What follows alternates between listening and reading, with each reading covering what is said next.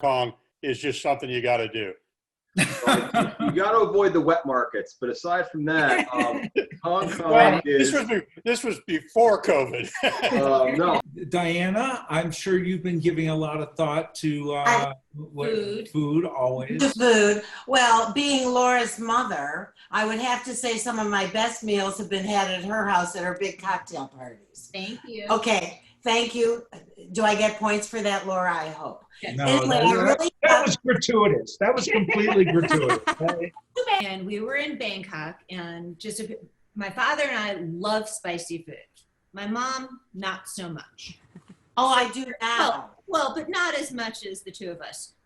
So we're sitting at lunch, and she is eating this spicy noodle dish, and she's sweating and crying at the same time. And my dad's like, Diana, what's with you? And she's like, it's so spicy. He's like, well, stop eating it. And she's like, but it's so good. And she just keeps eating this. And she was just a mess. It was hilarious.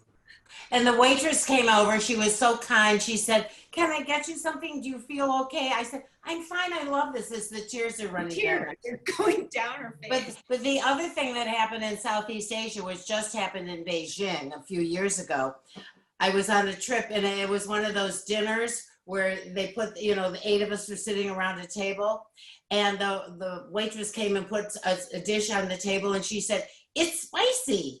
And the person across from me got it first, and he said, yeah, it's spicy. Well, Laura, I hate to tell you, I really like spicy food now. That's because you're older now, and that's the only way you can taste it. That's what you said. She's mean. I'm disowning you today.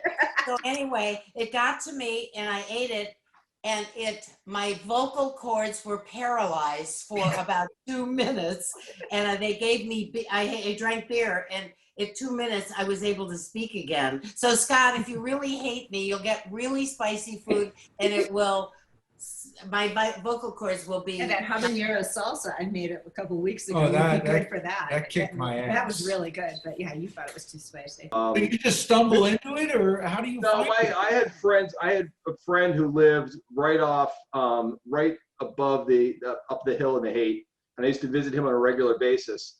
And those tended to be later evenings and longer weekends. But what you're saying is I didn't stumble into it. I was led into it, but there might have been some stumbling involved. so you're saying there was a degrading quality level, but an increasing blood alcohol level. I think, again, Spud, life is about achieving a balance. And if you achieve the balance, it's sort of like playing darts. Like there's a drink level when you're really good at darts and pool. There's a drink level where it all kind of comes together perfectly. You log it so that you know where it is, so you can hit it. No, it's just you're smooth, you're easy, and then you start throwing darts into the guy next to you. The best burger in the world is easy. The best burger in the world is a Big Mac on your second Friday in Tokyo after eating Japanese food for 2 weeks.